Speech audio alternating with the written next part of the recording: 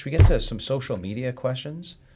We can. I've lost mine here. So. Oh yeah. So let me. So we get a bunch on the show. Instagram. We've got one from Jessica's asking. I recently switched to avocado oil for cooking, but my husband says that I'm being paranoid about canola oil because it's been used safely for years. And my 4-year-old has been having more meltdowns than usual. Who knows what that's about? But is there a connection, which we talked a little bit about, between the oils that they cook with and kids' behavior? Is this maybe more of just a trend, or what's the science behind this? Well, we did talk about that study that it can cause aggression in people, seed oils. So definitely not paranoid. And we can't go wrong going back to nature and eating natural foods. And seed oils, they're controversial for a reason. There's a reason why I'm speaking about it, writing books about it. People are standing up against it because there are issues with it. And so I would just say, dive into the history of canola that we covered and learn about that God didn't create it, man created it in a lab. And there's 99 problems with canola oil. Yeah. It's just not safe. Can you tell us why it's called canola? Where it came from? Canola, it's from Canada. Yeah, that's it. Hey, I just lived there. Bryce. Yeah, the CAN. Yeah. It was created in a lab with rapeseed oil in Canada. Maybe one of the worst things that Canada's ever created, but it's okay. We got to shut it down now, and we got to just educate people on. It's all it is. It's all about education, knowing the options. Okay, so we have one from Daniel. 7-year-old's got anxiety, especially before tests. Trouble focusing in class.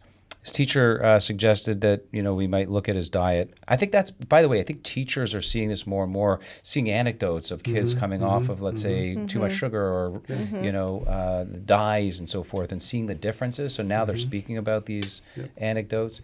Anyway, so Daniel's saying they're eating pretty healthy at home, whole grains, lean meat, salads, so forth, but never really thought about what oils are in the dressings and the sauces and the snacks that we went through in a major way. They're hidden, right, all over the place. It's not like we're talking about a quarter teaspoon, a half a teaspoon a day. We're talking about this is probably entering into kids' bodies in the many tablespoons in a day. So there is this shift in ratio, as you described, 3 to 6 is just bonkers.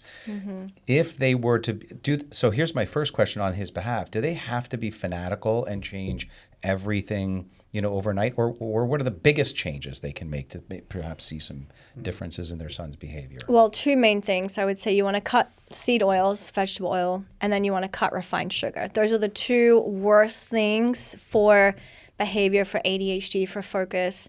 And I would say just do an experiment. Go back to nature, do the earth diet just for 3 days. You will notice a difference in your child, and that should tell you everything that you need to know.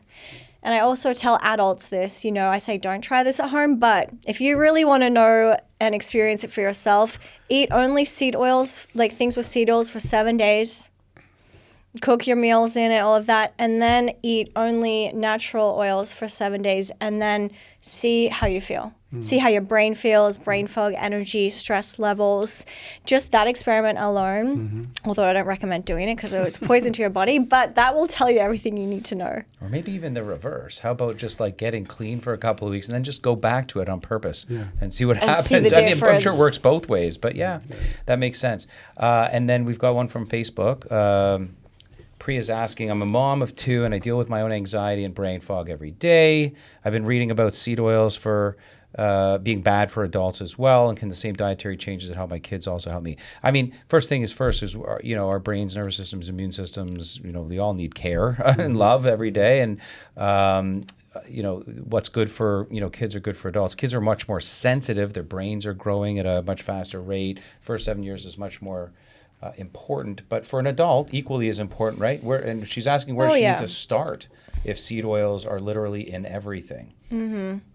Well, reading the labels, everyone needs to read the labels and go deeper, not just trust it. I do talk a lot about different brands on my platform, and I help people with how to read labels. So start with that. You want to throw out all of that stuff in your house, because if it's in your house, you're more likely to use it. Get olive oil, avocado oil, coconut oil, and start cooking with that, or butter. And then eventually just make a transition to all of the things that you want to eat. I always tell people, start with your number one, like, biggest thing.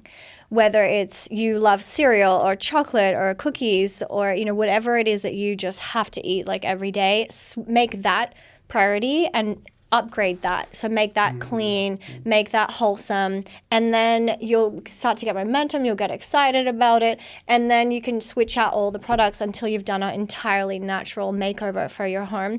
The thing is that we've accepted that this way of life is normal for so long, but it's just not normal because we are in a health epidemic. There are 1,680 people who will die of cancer today in the United States.